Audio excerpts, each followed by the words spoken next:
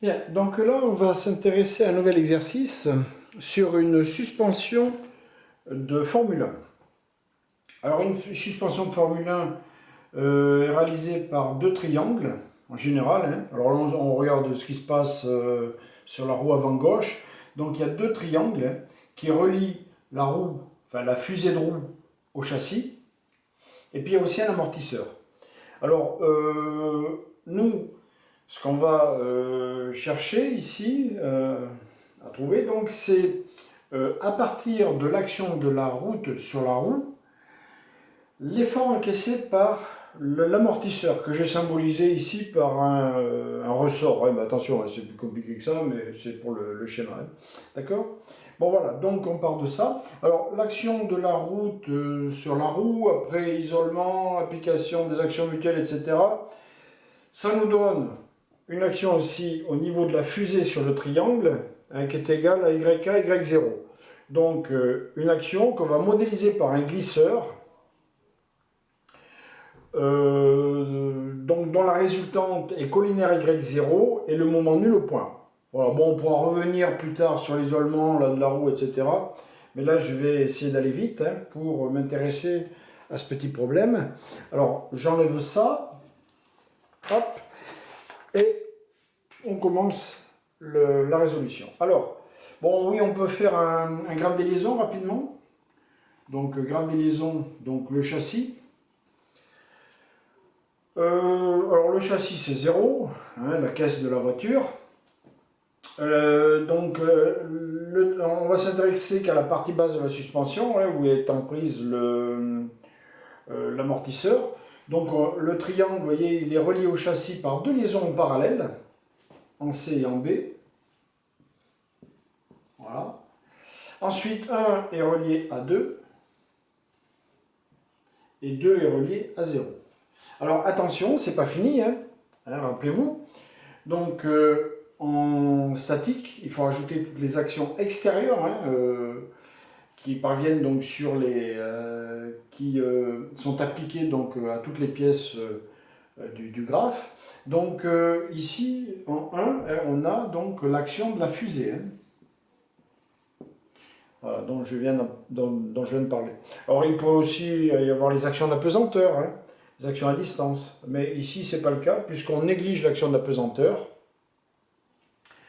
vu que les poids des pièces sont très petits devant les actions transmissibles par les liaisons notamment. Hein. Voilà.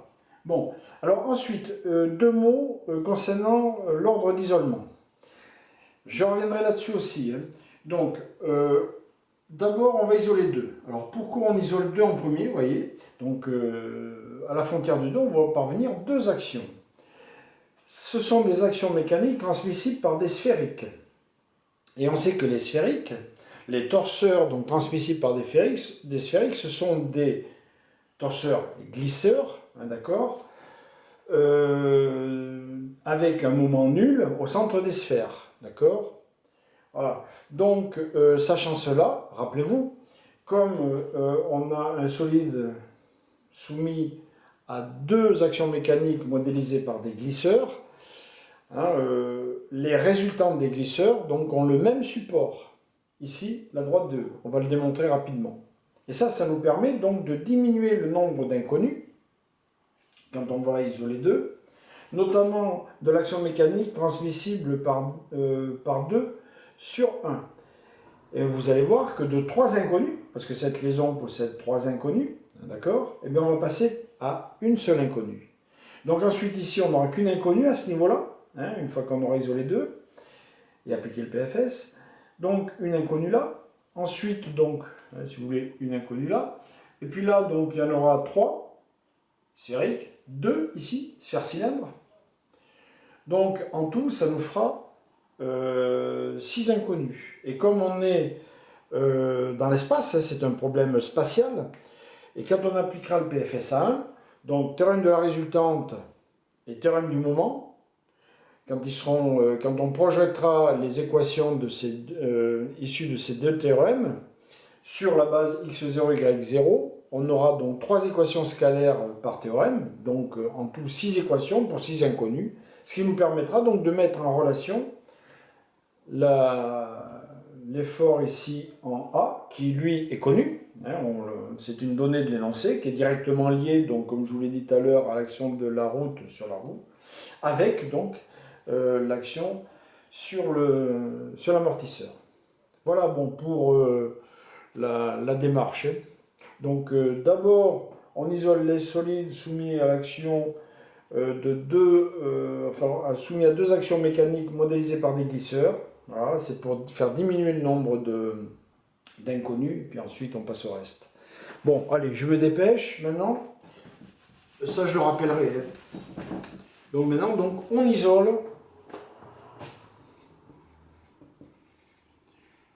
On isole 2. Alors 2, donc on voit encore ici, donc il y a deux actions mécaniques. Alors j'écris le bilan, hein, bilan sous forme de torseur. Hein.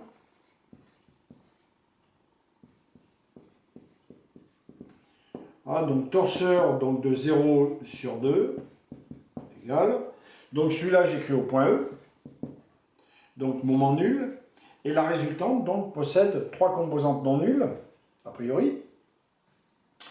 Alors ici, je vais utiliser les points pour la notation. Je vais vous dire pourquoi. Donc xe, x0, plus que, etc. Voilà. Alors pourquoi? Alors c'est une notation également en vigueur. Hein. Bon, on peut utiliser soit donc, les indices à partir des repères des pièces. Donc j'aurais pu mettre ici x02, x0, etc. Ou soit les points. Alors pourquoi les points? Mais parce qu'ici, regardez, entre donc de 0 sur 1, on a deux torseurs donc de 0 sur 1 au point C et un au point B. Et il y a quelquefois des erreurs, c'est-à-dire que par exemple ici, là, si on utilise des indices, il y a des élèves qui vont mettre x01, et puis ici, même chose, x01. Et ça c'est faux, évidemment. Hein. Attention, puisque ce sont deux liaisons différentes et deux actions mécaniques différentes. Attention, hein, ne pas faire cette erreur. Hein. Alors on pourrait mettre x01 grand C, vous voyez, bon voilà, et puis ici x01 grand B. Ça fait, comment dire, une notation un petit peu lourde, on peut l'alléger de cette manière. Bien, allez, je continue.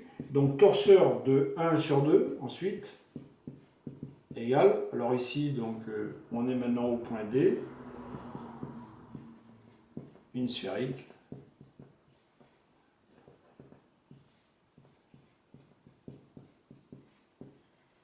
Voilà. Voilà. Bien, et puis maintenant on applique le PFS. PFS, donc appliqué à 2 en équilibre, etc. Donc ça nous donne somme des torseurs des actions mécaniques extérieures au solide ou au système matériel isolé égale torseur nul.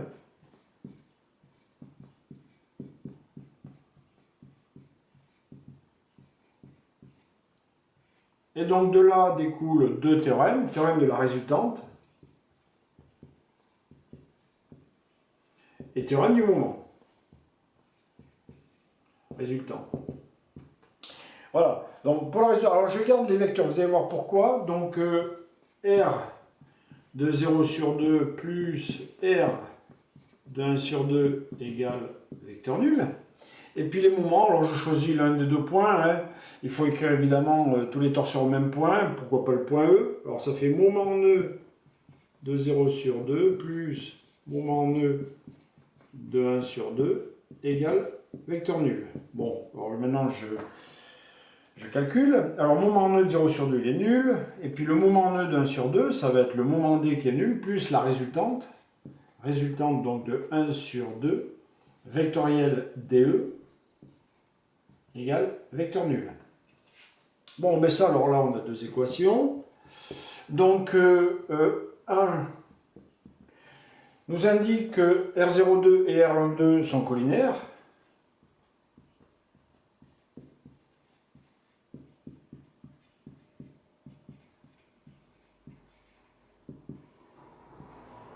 Sont collinaires, d'accord. Voilà. Et puis l'autre, eh bien que R12 est collinéaire avec DE. Hein, d'accord? Le deuxième. R12 et DE sont collinéaires. Bon, et bien ça nous indique, donc, comme R02 est collinaire à R12 et que R12 est collinaire à DE, et bien que R02 est aussi collinaire à DE. Voilà, ça c'est ce qui est important, donc dire que les deux résultantes sont collinaires à DE. Ah ouais, donc R02 et R12 sont collinaires à DE. Bien, je passe à la suite maintenant.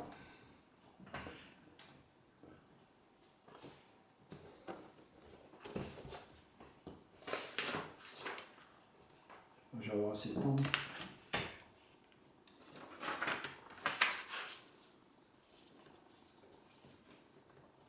Voyons voir. Bien, alors maintenant, donc on nous dit que, alors on sait que les deux résultantes sont collinaires à DE, ok? Et on sait que la droite DE, c'est dans l'énoncé, se situe dans le plan OX0, Y0. Je vais faire un petit dessin.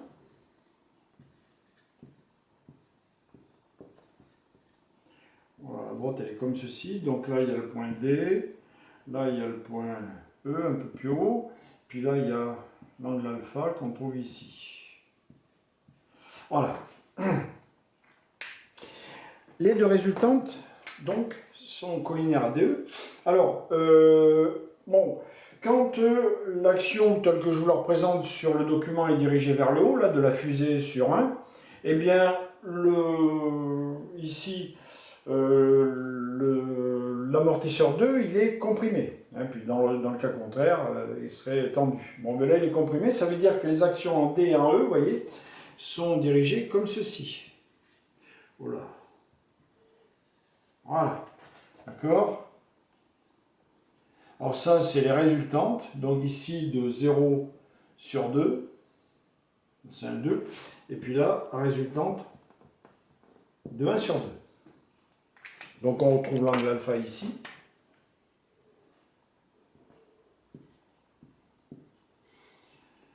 Voilà, ici. Donc, déjà, première chose, comme les résultantes sont dans ce plan, hein, d'accord, eh bien, les composantes des résultantes selon Z sont nulles. Donc ça, c'est la première remarque. Hein.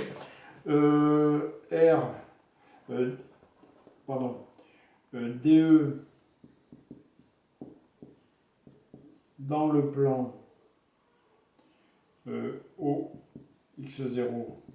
Y0 implique donc que ZD égale 0 et Z2 égale 0. Ça, c'est une première chose. Et ensuite, voyez, dans le plan, on voit que les composantes selon Y et X, voyez, sont reliées entre elles par l'angle alpha. Donc ici, vous voyez, parce que R de 1 sur 2, c'est ça plus ça. Donc ça, là, ici, ça c'est XD, X0, et ça c'est YD, Y0. Et puis ici, même chose, vous voyez, donc cette force-là, enfin cette résultante, c'est ça plus ça. Donc ça, c'est YE, Y0, et ça, c'est XE, X0. Puis l'angle alpha, on le retrouve ici. Voilà. Donc on peut établir une relation entre XD et YD en passant par la tangente de l'angle alpha. Donc tangente de alpha, c'est égal donc à XD sur YD. Alors attention, tangente alpha elle est supérieure à 0. XD positif, YD positif, c'est bon, même signe, donc on laisse ça comme ça. Et égal, et ici, regardez, donc ça va être XE sur YE. Bon, après on adapte les signes, les deux sont négatifs, donc c'est bon, même signe. C'est bon, on laisse ça comme ça. S'il y avait eu des signes opposés, on aurait mis moins. Bon, voilà. Donc, et après, quand on applique le PFS, hein, par exemple, composante, uniquement la projection de la résultante sur X, ça nous donnera XD plus XE égale 0. Après, ce n'est pas la peine de le faire avec les autres, hein, puisque on a relié les Y au X. Voilà, les ZD sont nuls, enfin les Z sont nuls. Donc voilà, terminé.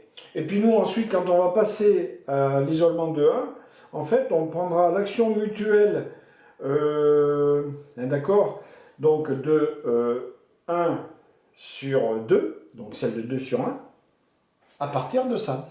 Voilà. Donc ici, on peut retenir uniquement ceci, hein, XD égale YD tangente alpha. Voilà, et puis maintenant, on va passer à la suite. Dans une autre vidéo, parce que là, je n'ai plus de temps.